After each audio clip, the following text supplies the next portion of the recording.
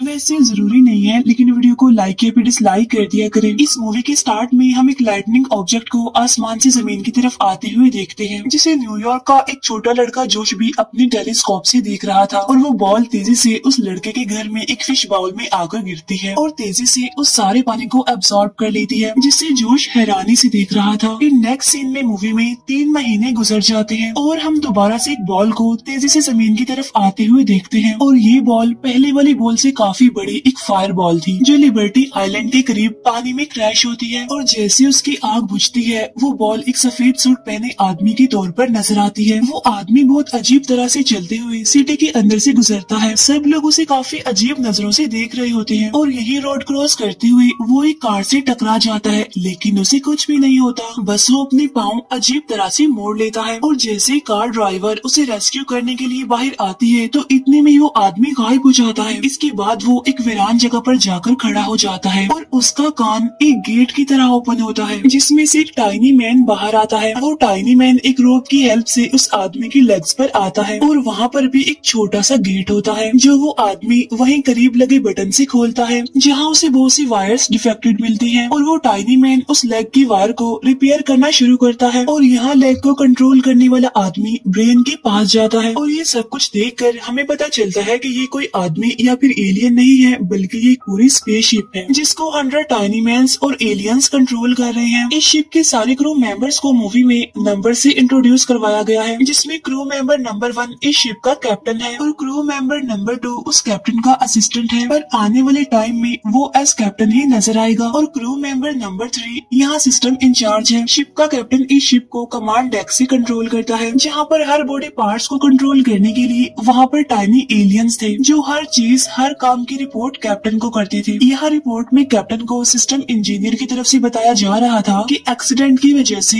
ये शिप अब चल नहीं रही, लेकिन अर्थ के 2-3 दिन के अकॉर्डिंग ये शिप बिल्कुल ठीक हो जाएगी। शिप का ट्रैकिंग सिस्टम भी खराब हो गया था और कैप्टन क्रू मेंबर्स को अब इस सिचुएशन में मीटिंग के लिए बुलाता है, जिनकी बातों से हमें पता चलता है कि वो लोग प्लेनेट नील से आए हैं, क्योंकि उनके प्लेनेट के रिसोर्सेज खत्म होने की वजह से उनका प्लेनेट तबाह होने वाला था और उनको अर्थ से सॉल्ट और वाटर की जरूरत थी, जिससे वो अपने प्लेनेट को बचा सकती थी। इसीलिए वो अर्थ ओशन से सॉल्ट और वाटर उस बॉल की हेल्प से कलेक्ट करने आए थे, जो उनसे गुम हो गई थी और जिस बॉल को हमने जोश के पास देखा था। और उस बॉल का नाम ऑर्ब था और वो लोग उस बॉल को ढूंढने के लिए ही यहाँ पर आए थे। अर्थ से सॉल्ट नील प्लेनेट को सालों तक एनर्जी दे सकता था, इसीलिए उन्होंने अर्थ पर आने का डिसाइड किया। अब यहाँ जोश अपनी विंडो से उस ह्यूमन लाइक शिप को देख लेता है और जल्दी से अपनी मॉम को बुलाता है, जो वही लड़की थी जिसकी कार से उस शिप का एक्सीडेंट हुआ था। वो दोनों जल्दी से उस शिप के पास आते हैं और वो लेडी उस शिप से सॉरी कहती है। शिप के अंदर एलियंस पहले तो उसे देखकर घबरा जाते हैं, क्योंकि बेशक वो शिप बाहर से इंसान जैसी लगती थी, लेकिन उसको कंट्रोल करने वाले एलियंस ये बात नहीं जानते थे कि वो कैसे ह्यूमंस की तरह बिहेव करे। और अभी वो किसी इंसान से फर्स्ट टाइम ही बात करने वाले थे और इस काम के लिए वो गूगल की हेल्प लेती हैं, ताकि वो ह्यूमंस के बिहेवियर को जान सके और उनसे बात करने में आसानी हो। वो ह्यूमन शिप का कैप्टन शिप की उस लेडी से एज अ ह्यूमन बात करने की कोशिश करता है। तभी दूसरी तरफ हम पुलिस ऑफिसर्स को देखते हैं, जो उस मिस्टीरियस बॉल को ढूंढने के लिए कोशिश कर रहे थे। वो लोग उस जगह पर जाते हैं जहाँ पर वो शिप लैंड हुई थी। क्रैश साइट पर उन्हें किसी आदमी के फेस इंप्रेशन मिलते हैं, जिससे उन्हें ये पता चल जाता है कि वो कैसा दिखता है। पूरे शहर में उसको ढूंढने की कोशिश की जा रही होती है और यहाँ वो ह्यूमन शिप उस लेडी से बात करने की कोशिश कर रही होती है। लेकिन जैसे वो शिप उस लेडी से बात करने की कोशिश करता है, तो फ्रिक्वेंसी ज्यादा होने की वजह से आसपास की चीजें टूटने लगती हैं। फिर फ्रिक्वेंसी सेट करने की वजह से वो शिप उस लेडी को कहता है आई एम ओके। फिर वो लेडी जोश को स्कूल भेजकर उस शिप को अपने घर इनवाइट करती है।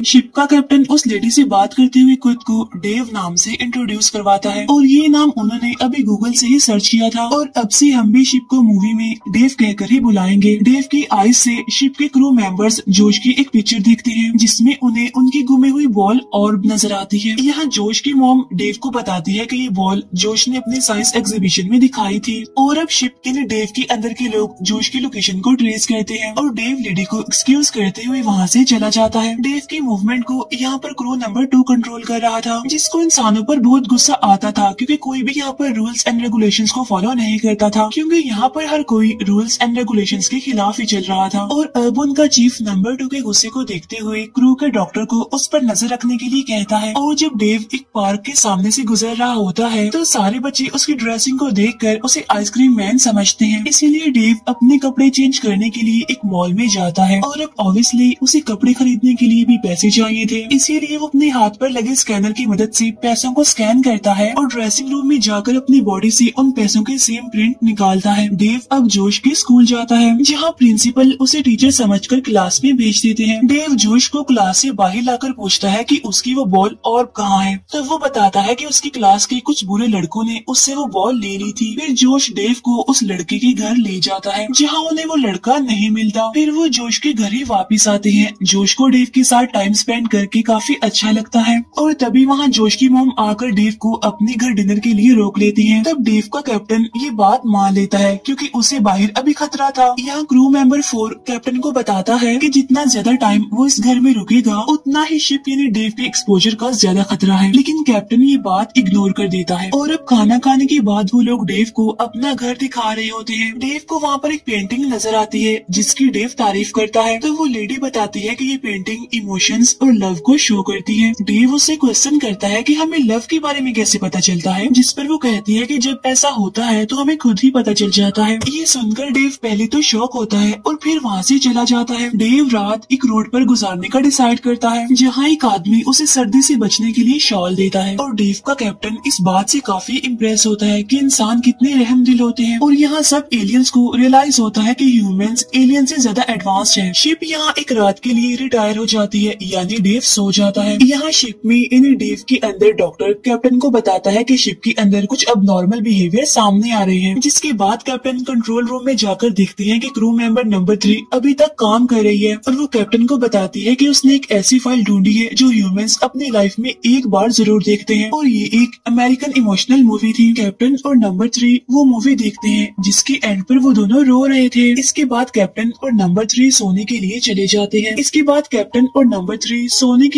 जाते हैं। नेक्स्ट मॉर्निंग डेव की बैटरी सिर्फ 20% रह गई थी और पुलिस उसे ढूंढ रही थी। यहाँ पर हम दिखते हैं कि डेव जोश के साथ पार्क जाता है। वहाँ ट्रेन राइड लेने के बाद हॉट डॉग ईटिंग कंपटीशन में पार्टिसिपेट करता है और कंपटीशन जीतने पर मिलने वाला सॉफ्ट टॉय वो जोश की मम को गिफ्ट देता है। यहाँ से बाहर निकलने पर डेव देखता है कि जोश को कुछ बच्चे बुली कर रहे हैं। तब डेव उनको पनिशमेंट देने के लिए उल्टा कर देता है, जिससे उन्हें और यानी एलियंस की वो बॉल मिल जाती है, जिससे डेव यानी शिप के अंदर की वो एलियंस बहुत खुश होते हैं। और डेव जोश की फैमिली को डिनर के लिए इनवाइट करता है, जोश की मॉम की बर्थडे सेलिब्रेट करने के लिए। लेकिन क्रू मेंबर 2 कैप्टन की इस बात से डिसएग्री करता है। वो कहता है कि जब हमें और मिल गया है तो हमें अपने मिशन पर वर्क करना चाहिए। लेकिन कैप्टन कहता है कि उन्होंने यानी जोश और उसकी मॉम ने इस बॉल को हासिल करने में उनकी काफी हेल्प की है, तो अब हमें भी जोश और उसकी मॉम के लिए कुछ करना चाहिए। यहाँ इंसानों के साथ रह रहकर डेव के अंदर मौजूद एलियंस के अंदर भी फीलिंग्स आने लगी थी। किसी के अंदर एटीट्यूड आ गया था तो किसी ने अपने रूम को डांस क्लब बना लिया था। नंबर 2 के अंदर गुस्सा और इमोशंस आ जाते हैं। और नंबर 3 तो बहुत ही प्यारा सा ड्रेसअप होती है क्योंकि वो कैप्टन के साथ डांस करना चाहती थी, जिस पर कैप्टन उसे इनकार कर देता है क्योंकि वो शिप यानी डेव को कंट्रोल कर रहा था। और डेव भी पार्टी में उस लेडी के साथ डांस कर रहा था। और नंबर 3 यहाँ पर हर्ट होकर वहाँ से चली जाती है। यहाँ होटल से डेव को पुलिस अरेस्ट कर लेती है और शिप के अंदर सबके बदले हुए बिहेवियर से नंबर 2 को बहुत गुस्सा आता है और वो शिप आर्मी को अपने साथ मिलाकर अब अपने मिशन पर काम करने के लिए सबको कहता है। और सारी क्रू यहाँ तक कि नंबर 3 भी नंबर 2 के साथ मिल जाती है। इन्वेस्टिगेशन रूम में डेव की ओपन स्पीकर की वजह से ऑफिसर एलियंस की सारी बातें सुन रहे होते हैं। तब उनकी बातों से पुलिस को लगता है कि ये एक एलियन सोल्जर है। फिर वो दोनों पुलिस ऑफिसर्स इन्वेस्टिगेशन रूम से चले जाते हैं। शिप के अंदर अब न्यू लीडर सबको वार्न करता है कि अब यहाँ पर कोई भी अन एलियन बिहेवियर शो नहीं करेगा। और यहीं पर डेव यानी वो शिप अपने हैंड पिस्टल को यूज करते हुए पुलिस स्टेशन की वॉल को तोड़ देता है और यहाँ से बाहर जाने लगता है। पुलिस उसे रोकने के लिए उसे शूट करती है पर कोई भी बुलेट उस पर कोई असर नहीं करती। डेव यानी उस शिप के अंदर एक एलियन अपने न्यू लीडर के गुस्से से बचने के लिए शिप से बाहर जंप कर देता है। डेव की आई से नंबर 2 यानी न्यू लीडर पुलिस स्टेशन में जोश और उसकी मदर को देखता है और अपने न्यू लीडर के अकॉर्डिंग डेव अपने मिशन को पूरा करने के लिए आगे बढ़ जाता है। नंबर 2 जोश से अब बहुत ज्यादा काम ले रहा था, जिसकी वजह से नंबर 3 को मिशन खराब होने की टेंशन हो जाती है। इसीलिए वो जल्दी से अपने असल कैप्टन को छुड़वा लेती है, लेकिन वो दोनों पकड़े जाते हैं और उनको डेव की नोज के जरिए बाहर निकाल दिया जाता है। और अब वो टाइनी एलियंस ह्यूमन और डॉग से बचने की कोशिश कर रहे होते हैं। अब वो दोनों लड़ते हुए एक प्लास्टिक बैग देखते हैं और वो उसे as a hot air balloon use करके शिप तक पहुंचने की कोशिश कर रहे होते हैं, लेकिन वो बैग बस के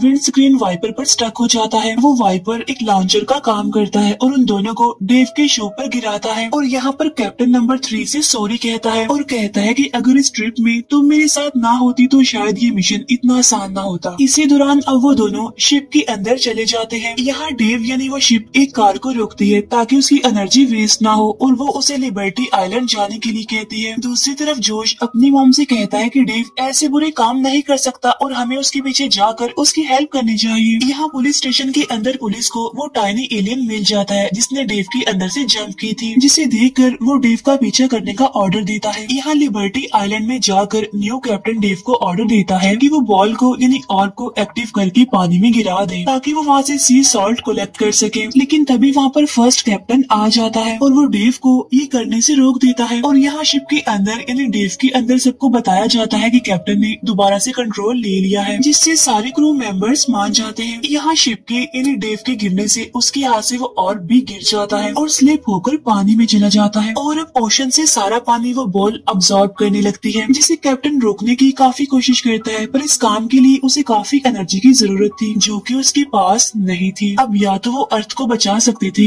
या अपने प्लेनेट पर वापस जा सकते थे। तब कैप्टन अपने क्रू से अर्थ को बचाने के लिए परमिशन लेता है, जिस पर सारे एग्री हो जाते हैं क्योंकि उन्होंने अर्थ से कुछ सीखा था, दूसरों को प्यार करना और उनकी हेल्प करना। और अब डेव अपने सारी एनर्जी यूज करते हुए अर्थ को बचा लेता है, लेकिन यहाँ पर डेव की पावर्स खत्म हो जाती हैं और इतनी ही देर में वहाँ पर पुलिस भी आ जाती है। यहाँ पर जोश भी पुलिस के साथ ही था और वो जल्दी से पुलिस ऑफिसर का टेजर यूज करते हुए डेव को चार्ज कर देता है और जैसे ही डेव चार्ज होता है तो उसका माउथ किसी गेट की तरह ओपन होता है, जिसमें से कैप्टन और नंबर 3 निकलते हैं और वो पुलिस को अपने बारे में सब कुछ बता देते हैं और वो जोश की फैमिली को बाय कहते हुए ये कहते हैं कि हम किसी और प्लेनेट से एनर्जी रिसोर्सेज ले लेंगे लेकिन अर्थ को नुकसान नहीं पहुंचाएंगे। तब ये बात सुनकर पुलिस उनके दूसरे एलियन को भी शिप में रख देती है, यानी जिसने शिप से जंप लगाई थी। इसके बाद डेव अपने प्लेनेट पर जाने की तैयारी करता है और उसकी पूरी बॉडी से करंट फ्लो होता है और जैसे ही वो ऊपर की तरफ मूव करता है तो यहाँ FBI की एंट्री होती है जो हेलीकॉप्टर से डेव पर ट्रैप डाल देते हैं। और अब जैसे ऑफिसर्स उनके पास आने वाले थे,